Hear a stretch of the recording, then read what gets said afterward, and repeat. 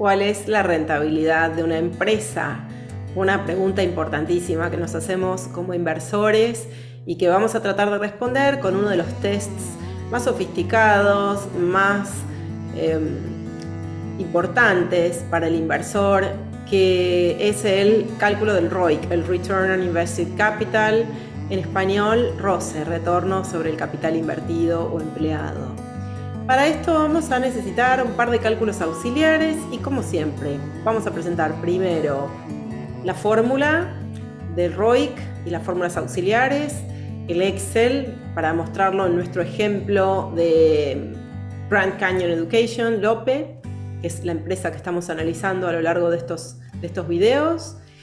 Luego el target o test, cómo hacemos el test, contra qué comparamos este ROIC. Y por último, las conclusiones. Vamos entonces, en primer lugar, con la fórmula. Una rentabilidad siempre viene de la comparación de dos variables. ¿Cuánto gano dividido cuánto invierto? Si gano 30 y lo que invertí fueron 100, al cabo de un año, por ejemplo, entonces gané un 30% sobre mi inversión.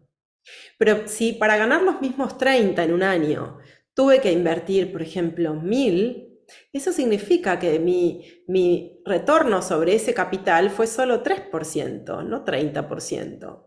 Es decir que la rentabilidad es como una forma de darle una idea de magnitud a mi utilidad o beneficio.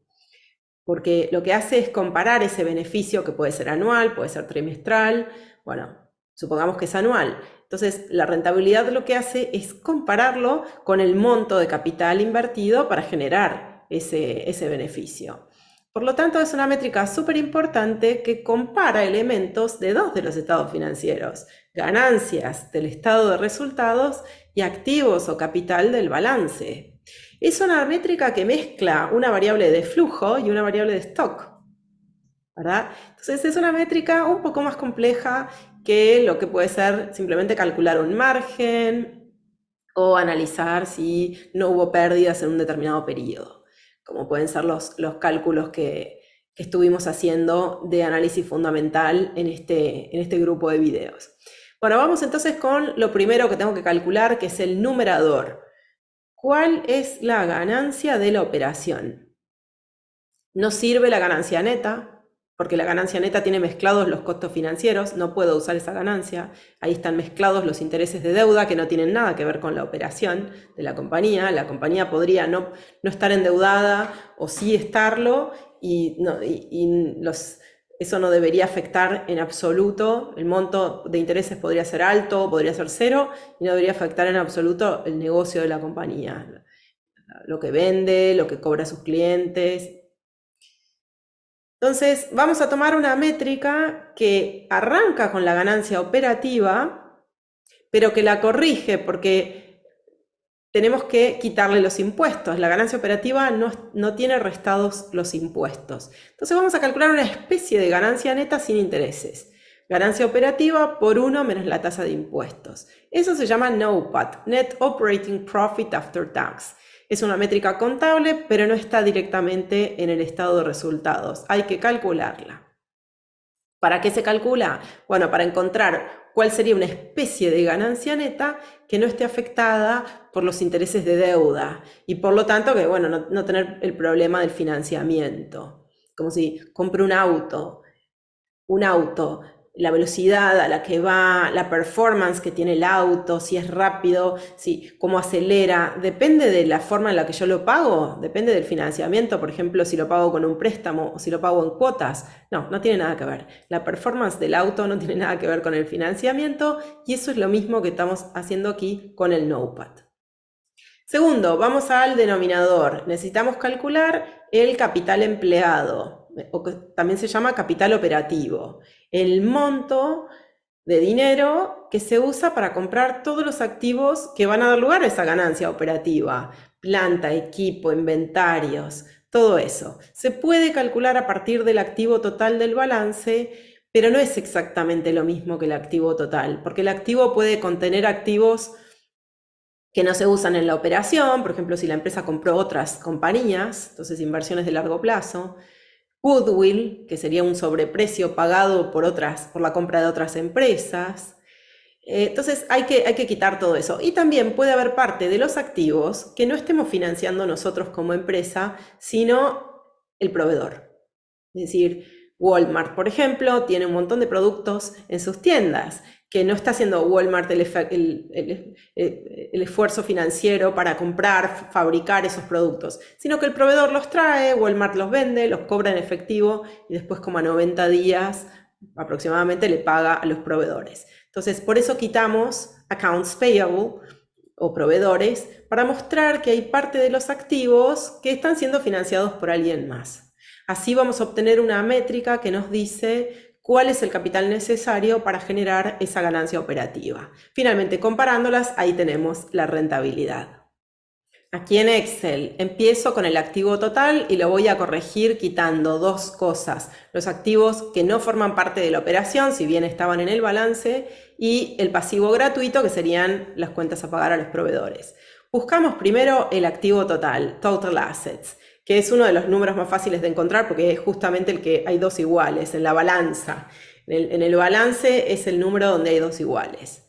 Luego le quitamos los activos que no forman parte del negocio, y esto no está directamente en la contabilidad, hay que investigarlo un poco y puede ser distinto de una empresa a otra. Yo les digo típicamente cuáles son: la caja, o al menos parte de la caja, que no se usa en el negocio, porque era un número, la caja es un número casi random. La caja que está en el balance es el dinero que la empresa tenía en su cuenta bancaria justo un día del año, el 31 de diciembre, o el día que la empresa cierra de ejercicio. Entonces, típicamente quitamos la caja, lo consideramos que no es un activo necesario para la operación, esa caja que quedó al final. Segundo, goodwill, que es un sobreprecio pagado por otras empresas, y las inversiones de largo plazo, si existieran. Entonces, porque justamente podríamos deshacernos de ella y no afecta a nuestra operación en absoluto. Entonces, caja, inversiones de largo plazo y goodwill los quitamos. Lamentablemente yo acá estoy usando datos de StockRow que tiene mezclado el goodwill con los activos intangibles. Los activos intangibles sí suelen ser operativos.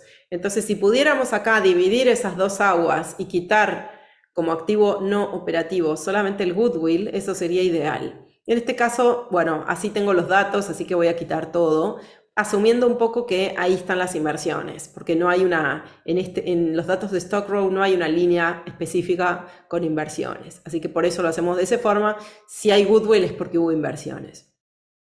Pero tengan en cuenta que es una simplificación, es posible que tengan información mejor. Si tienen información más detallada para la empresa, pueden corregirlo.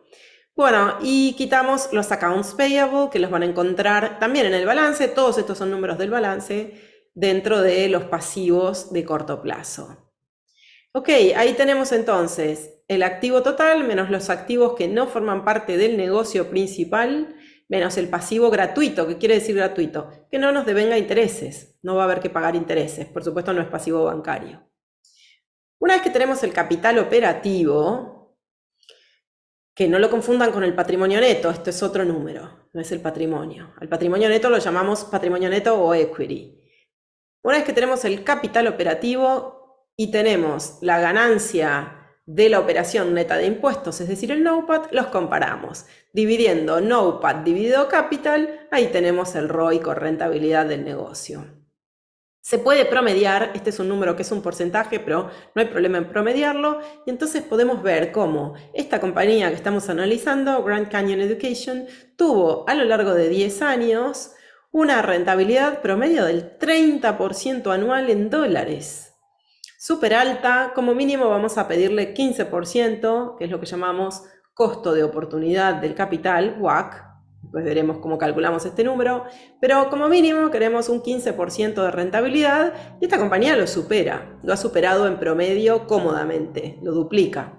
Entonces, nuestro test va a ser que si el retorno promedio, el ROIC promedio, a lo largo de 10 años ha superado el 15%, pasa el test. De lo contrario, no lo pasa. Por supuesto, sería ideal comparar el ROIC con el WACC año a año y no el promedio, que eso es algo que vamos a hacer cuando calculemos el Economic Value Added, el EVA. Bien, por último, ¿Cuáles son los targets? Para el ROIC, que es una de las métricas de rentabilidad, el target o benchmark es el WACC.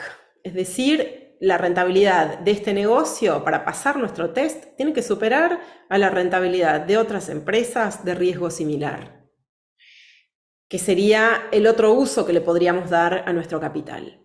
Pero después hay otras métricas de rentabilidad, por ejemplo el ROE, el ROA, que miden cosas diferentes. El ROA no es un buen indicador, podríamos descartarlo directamente, pero el ROE sí se podría usar, tiene un poco un problema por los efectos financieros, pero mide no la rentabilidad de la empresa, sino la del accionista. Entonces a muchos accionistas sí les gusta calcular el ROE, el Return on Equity, es decir, la rentabilidad del accionista, que se calcula ahora sí tomando la ganancia neta, que es la ganancia del accionista, dividido el equity o dinero invertido por el accionista. Bueno, si usamos esa métrica de rentabilidad, por supuesto el benchmark no puede ser el WACC, sino que tiene que ser el Cost of Equity. En otras palabras, la rentabilidad mínima requerida por el accionista. Bueno, eso ha sido todo en cuanto a la rentabilidad. Nos vemos en el próximo video. Vamos a usar este cálculo en siguientes tests, como por ejemplo el EVA.